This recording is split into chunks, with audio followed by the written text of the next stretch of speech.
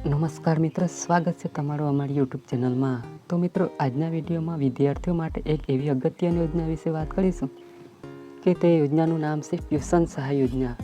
આ યોજના અંતર્ગત વિદ્યાર્થીઓને ટ્યુશન રાખવા માટે 15,000ની સહાય આપવામાં આવે છે. યોજના વિશે તમામ માહિતી એક જ વિડીયોમાં મેળવી લઈએ તે પહેલાં વિડીયો ગમે તો લાઈક અને શેર કરી દેજો, અને મિત્રો ચેનલમાં નવા હોય તો ચેનલને સબસ્ક્રાઈબ કરી દેજો.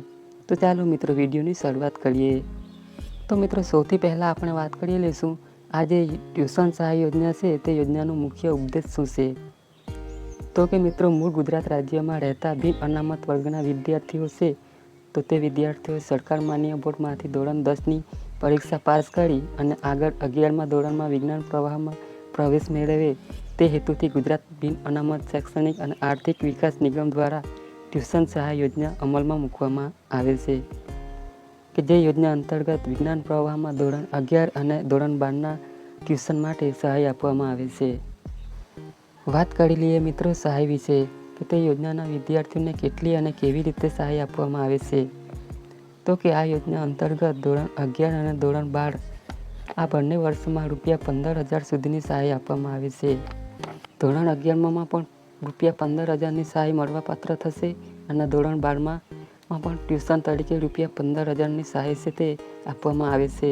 અને આ જે સહાયની રકમ છે તે સીધી ડીબીટીના માધ્યમથી વિદ્યાર્થીઓના બેંક ખાતામાં જમા કરાવી દેવામાં આવશે.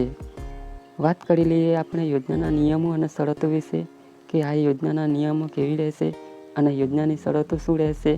તો કે આ યોજનાના લાભ છે તે મૂળ ગુજરાત રાજ્યના રહેતા જે બિન અનામત વર્ગના વિદ્યાર્થીઓ છે તેઓને મળવાપાત્ર થશે, કારણ કે યોજનાનું અમલીકરણ છે તે ગુજરાત બિન અનામત શૈક્ષણિક અને આર્થિક વિકાસ નિગમ દ્વારા કરવામાં આવે છે, જેથી કરી મૂળ ગુજરાત રાજ્યમાં રહેતા બિન અનામત વર્ગના જે વિદ્યાર્થીઓ છે તે વિદ્યાર્થીઓ આ યોજનાનો લાભ મેળવી શકશે.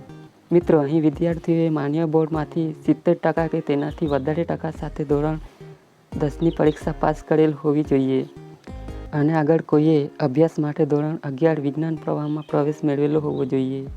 જો ધોરણ 10ની પરીક્ષામાં 70% કરતાં ઓછી ટકાવારી હશે તો પણ મિત્રો આ યોજનાનો લાભ છે તે મેળવી શકાતો નથી.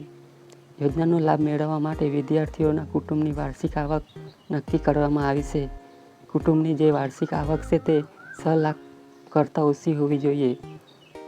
જો ₹6 લાખ કરતાં વધારે વાર્ષિક આવક હશે તો પણ આ યોજનાનો લાભ છે તે આપવામાં આવતો નથી.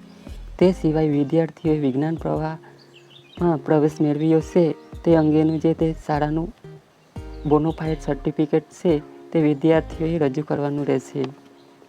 મિત્રો, અહીં વિદ્યાર્થી જે સંસ્થામાં કોચિંગ કરવા માંગે છે અથવા ટ્યુશન કરવા માંગે છે તે સંસ્થા પાસે ઓછામાં ઓછો 3 વર્ષનો કોચિંગનો અનુભવ હોવો જોઈએ. વિજ્ઞાન પ્રવાહને સંબંધિત 3 વર્ષનો ઓછામાં ઓછો અનુભવ હોવો જોઈએ અને તે સંસ્થા પાસે GST નંબર અથવા તો પાન કાર્ડ નંબર ફરજિયાત હોવો જોઈએ. અને જે સંસ્થા છે તે મુંબઈ જાહેર ટ્રસ્ટ અધિનિયમ 1950 અથવા તો કંપની અધિનિયમ 1956 અથવા તો શોપ એન્ડ એસ્ટાબ્લિશમેન્ટ એક્ટ 1948 માંથી કોઈ પણ એક અધિનિયમ હેઠળ જે સંસ્થા છે તે નોંધાયેલી હોવી જોઈએ. અને અન્ય જે સરકારના ધારાધોરણો છે તેનું પાલન છે તે સંસ્થા દ્વારા કરવામાં આવતું હોવું જોઈએ. વાત કરી લઈએ મિત્રો અહીં લાભ વિશે કે યોજનાનો લાભ મેળવવા માટે અરજી ક્યાં જગ્યાએ કરવાની હોય છે.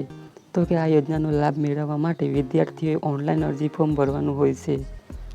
ઓનલાઈન અરજી ફોર્મ જે છે તે સમાજ કલ્યાણ પોર્ટલ છે તે પોર્ટલ મારફતે વિદ્યાર્થીઓ ઓનલાઈન અરજી કરવાની રહેશે. એટલે કે સમાજ કલ્યાણ.gujarat.gov.in નામની જે વેબસાઇટ છે તે વેબસાઇટ પર જઈ ઓનલાઈન અરજી કરી દેવાની રહેશે. આ મિત્રો વર્ષ 2025 માટે ઓનલાઈન અરજી ફોર્મ શરૂ કરી દેવામાં આવેલ છે.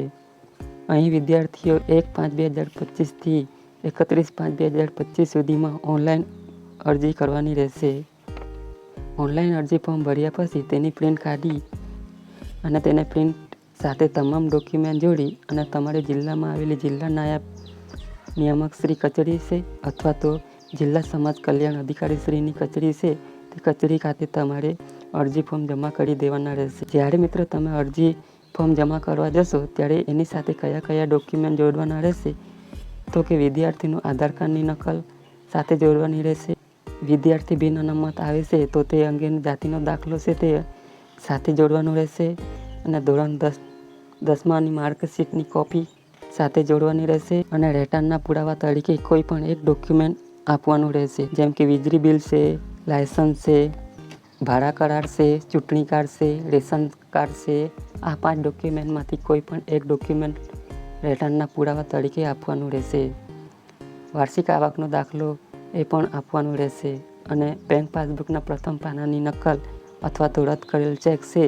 જે સંસ્થામાં તમે અભ્યાસ કરવા માંગતા હોય તે સંસ્થાનું નિયમ પ્રમાણપત્ર છે તે પણ આપવાનું રહેશે અને જે તમે ફી ભરેલી છે તેની ફીની પોંચની નકલ પણ આપવાની રહેશે, જેમાં GST નંબર ફરજિયાત હોવો જોઈએ. તો અરજી ફોર્મ ભરતી વખતે તમારે આટલા ડોક્યુમેન્ટ અપલોડ કરવાના પણ રહેશે અને જ્યારે તમે અરજી ફોર્મ જમા કરાવવા જાઓ ત્યારે તે ફોર્મની સાથે આ તમામ ડોક્યુમેન્ટની નકલ પણ સાથે જોડવાની રહેશે. તો મિત્રો, વિદ્યાર્થીઓએ ધોરણ 10ની પરીક્ષા પાસ કરેલ છે અને આગળ તેઓ ધોરણ 11 વિજ્ઞાન પ્રવાહમાં પ્રવેશ મેળવે છે તો તે વિદ્યાર્થીઓને ટ્યુશન માટે આ યોજના અંતર્ગત ₹15,000ની સહાય છે તે આપવામાં આવે છે. આશા રાખું છું વિડીયો પસંદ પડ્યો હોય તો લાઈક અને શેર કરી દેજો. ચેનલમાં નવા હોય તો ચેનલને સબસ્ક્રાઈબ કરી દેજો.